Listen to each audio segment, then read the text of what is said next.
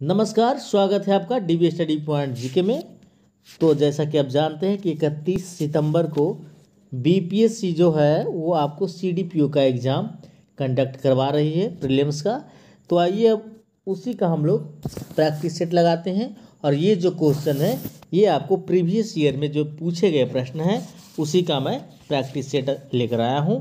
ये देखिए 1998 में जो है ये प्रश्न आए थे, और अभी तक देखिए ये जो है एक बार एग्ज़ाम आपका 98 में हुआ था, फिर 5 में, और इसके पहले 18 में, अब जो है 21 में होने जा रहा है। तो आइए देखते हैं उस समय के प्रश्नों को कि सीडीपीओ जो है वो किस तरह का प्रश्न को उठाती है। चलिए तो हम लोग शुरू करते हैं, जो कि 1998 में ये पूछे गए प्रश्न हैं। पहला प्रश्न है कि चनहुदड़ो हड़प्पा संस्कृति से संबंधित एक स्थल है जो स्थित है। ये कहाँ स्थित है? ये आपको सिंध में स्थित है, यानी कि इसका राइट आंसर जो है आपको ए हो जाएगा। सिंध जो है कहाँ पड़ता है? पाकिस्तान में पड़ता है ना। और पाकिस्तान में ही जो है सिंध में चनहुदड़ो जो है वो पड़ता है।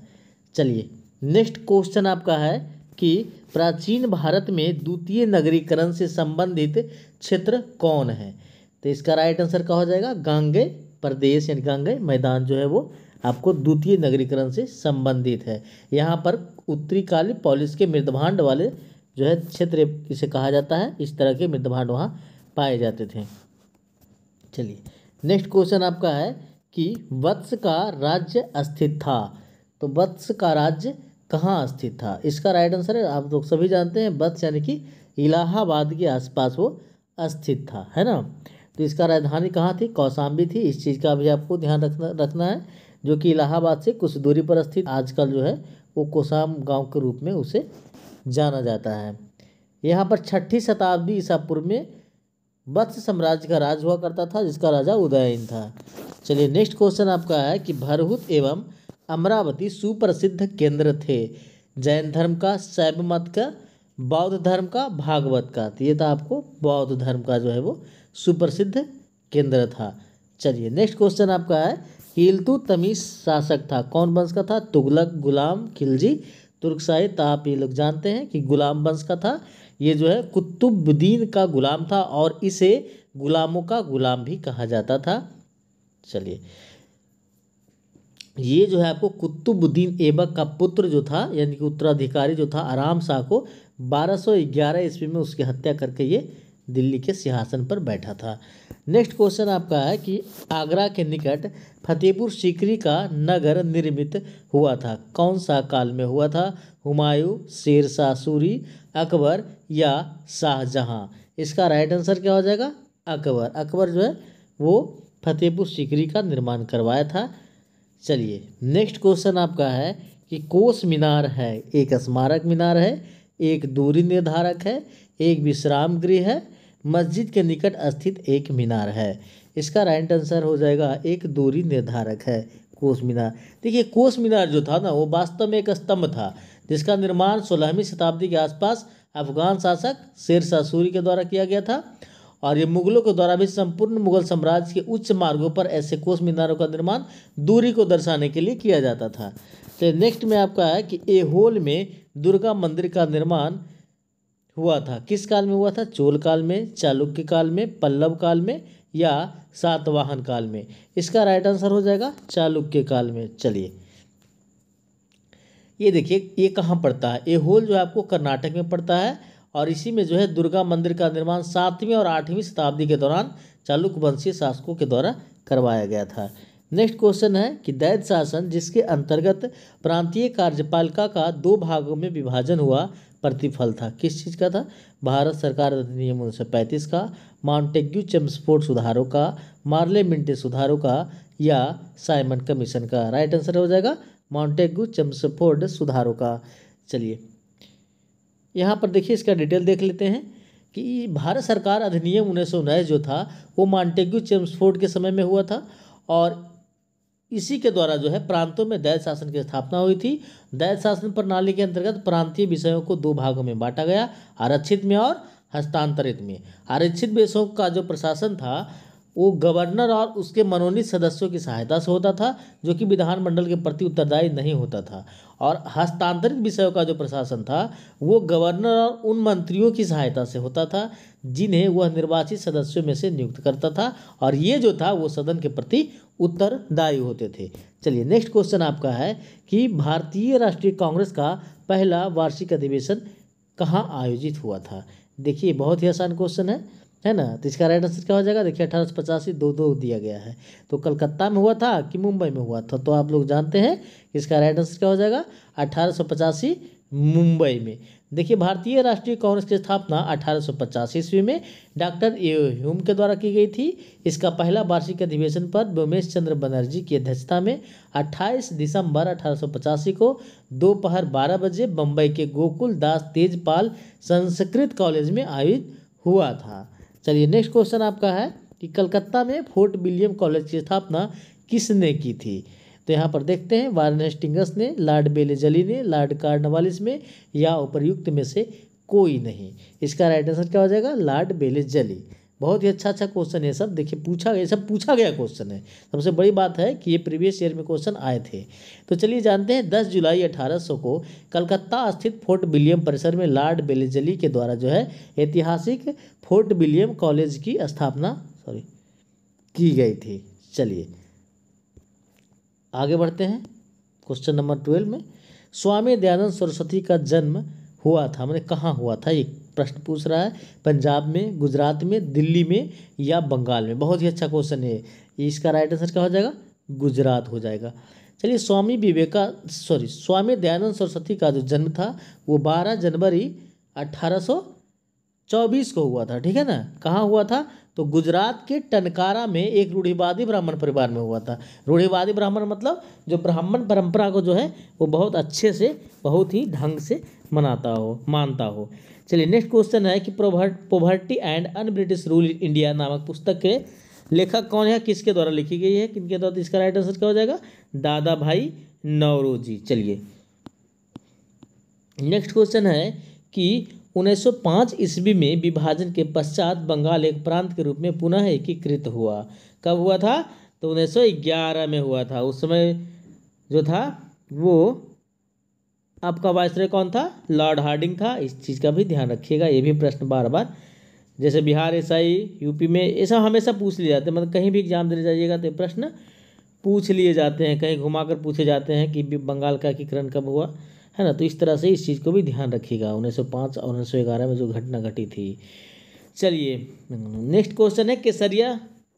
ये बहुत इंपॉर्टेंट क्वेश्चन है, इस पर थोड़ा विशेष ध्यान दीजिएगा। ये सब क्वेश्चन जो है एग्जाम में गलत नहीं होना है, ठीक है ना, एकदम प्रैक्टिस में रहिए।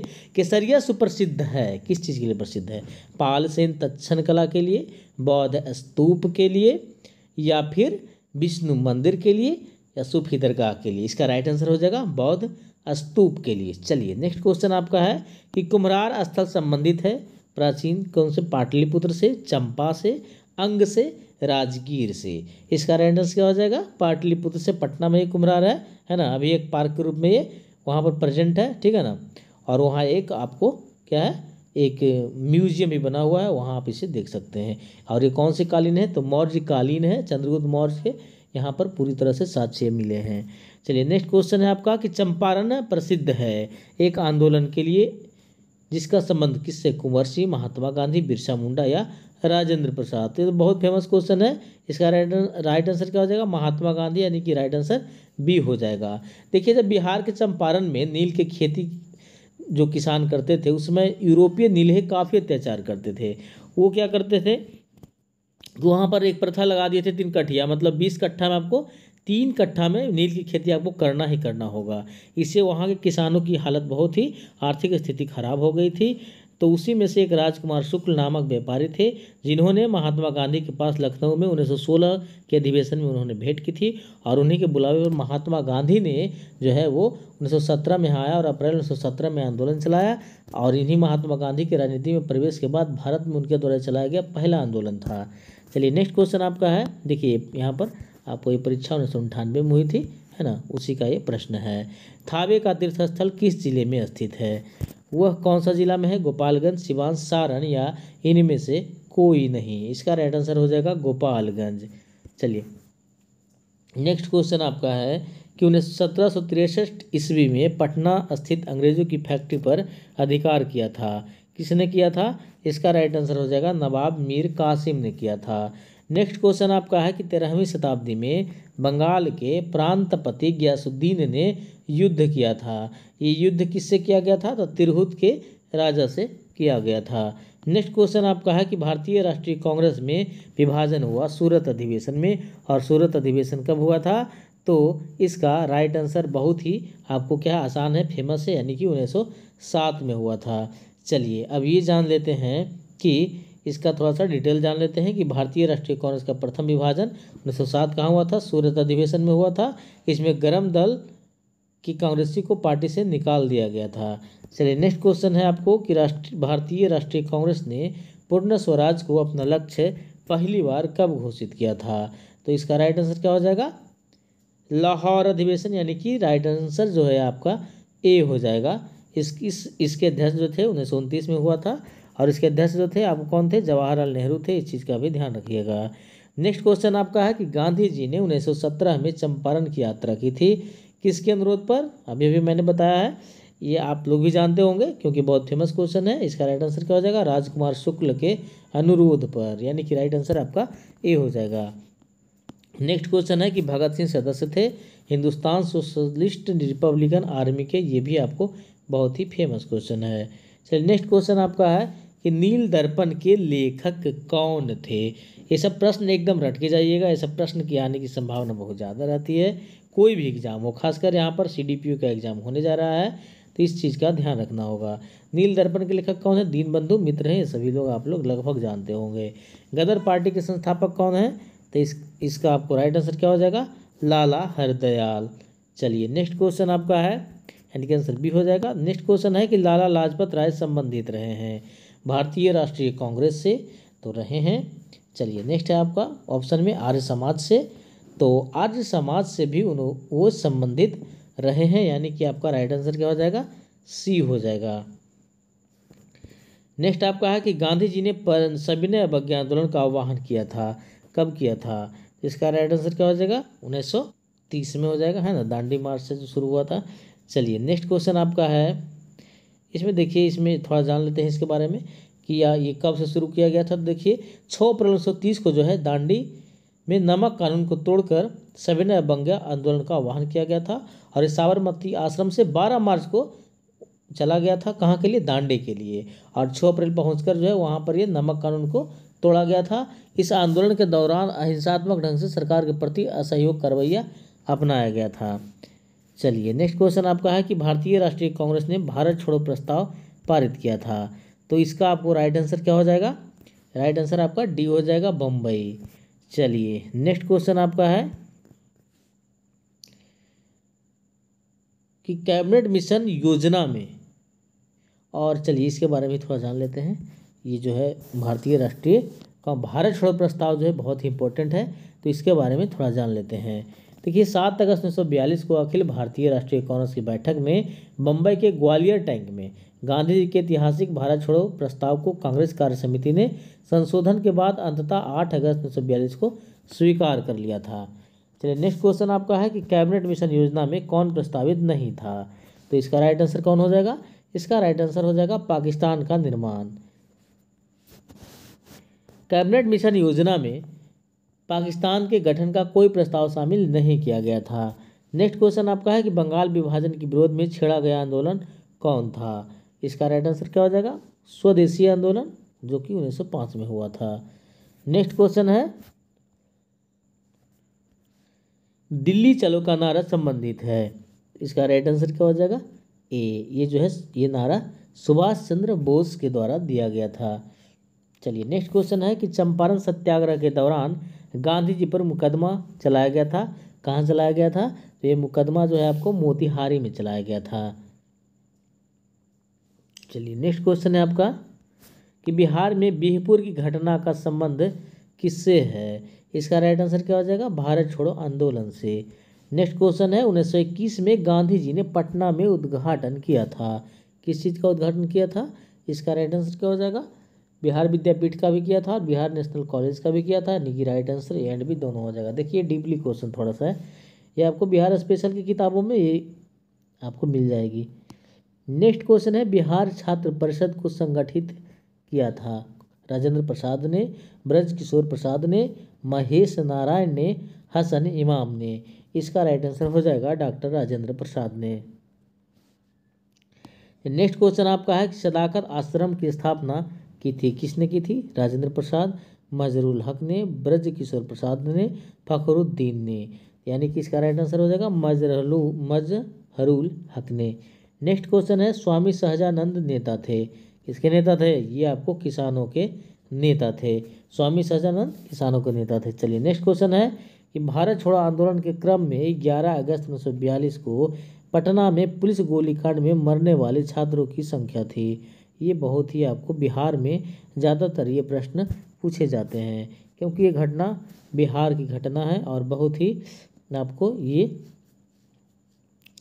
वो छात्रों के बलिदान को याद दिलाती है।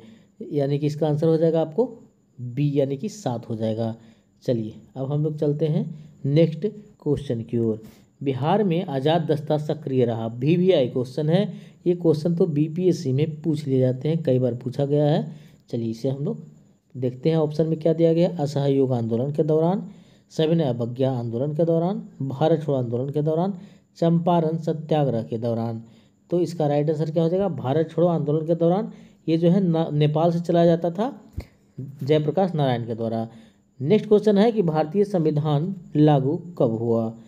तो इसका राइट आंसर क्या होगा? इसमें मैं ऑप्शन नहीं पढ़ूंगा, इसे डायरेक्ट बताऊंगा। 26 जनवरी 1950 से। भारत की स्वतंत्रता के बाद बिहार के पहले राज्यपाल कौन थे? ये भी आपको आसान क्वेश्चन है जो कि याद रखने योग्य है, जयराम दास दौलत राम। चलिए नेक्स्ट क्वेश्चन है आपका कि उड़ीसा बिहार से पृथक कब हुआ? इसका राइट आंसर क्या हो जाएगा? तो इसका राइट आंसर हो जाएगा कौन सा? 1936 में जो है उड़ीसा बिहार से अलग हुआ, यानी कि राइट आंसर बी हो जाएगा। नेक्स्ट क्वेश्चन है कि भारतीय संविधान की किस धारा के अनुसार विधानसभा का गठन होता है? वह धारा कौन सी है?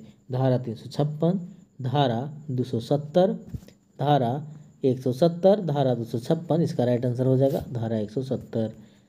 इनके आर्टिकल आपको हो जाएगा 170। नेक्स्ट क्वेश्चन है, विधान परिषद के सदस्यों की न्यूनतम संख्या कितनी है? 20 है, 40 है, 30 है, 96 है। तो इसका राइट आंसर क्या हो जाएगा? 40।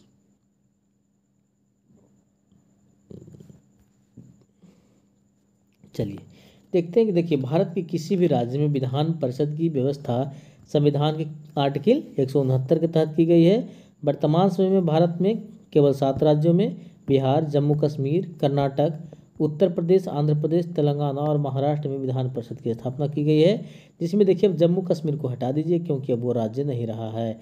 विधान परिषद के सदस्यों की न्यूनतम संख्या 40 होनी चाहिए, परंतु जम्मू कश्मीर तो अब रहा ही नहीं। चलिए इसका तो चर्चा ही नहीं करना, लेकिन पहले जो था जम्मू कश्मीर में वो 36 था। इस चीज़ को भी आपको ध्यान रखना है। चलिए नेक्स्ट क्वेश्चन है कि पटना उच्च न्यायालय की स्थापना कब हुई थी? तो कब हुई थी? 1921 में, 16 में, 17 में या 1919 में? तो इसका राइट आंसर क्या हो जाएगा? 1916 में। चलिए नेक्स्ट क्वेश्चन है आपका कि बिहार में ग्राम पंचायतों का अंतिम चुनाव कब हुआ था? चलिए तो इसका आपको राइट आंसर क्या हो जाएगा? देखते हैं ऑप्शन क्या है। 1997, 1991, 1978, 1985। तो इसका राइट आंसर यहाँ पे आंसर सी होगा। चलिए नेक्स्ट है आपका कि झारखंड क्षेत्र स्वशासी परिषद का गठन हुआ 1993 में, 94 में, 95 में या 96 में? इसका राइट आंसर हो जाएगा 1995 में। चलिए नेक्स्ट क्वेश्चन है आपका कि भारत में सामुदायिक विकास कार्यक्रम का आरंभ हुआ कब हुआ? यानी कि प्रथम पंचवर्षीय योजना, मतलब प्रथम पंचवर्षीय में हुआ, द्वितीय में हुआ या तृतीय में हुआ या सप्तम में हुआ? इसका राइट आंसर हो जाएगा प्रथम में हुआ। नेक्स्ट क्वेश्चन आपका है कि बिहार में प्रमंडलों की कुल संख्या है। बिहार में कितने प्रमंडल हैं? तो बिहार में जो है आपका प्रमंडलों की संख्या कितनी है? 9, 12, 13 या इनमें से कोई नहीं? तो इसका राइट आंसर हो जाएगा तो 9 प्रमंडल हैं। ठीक है, उस समय जो है आपको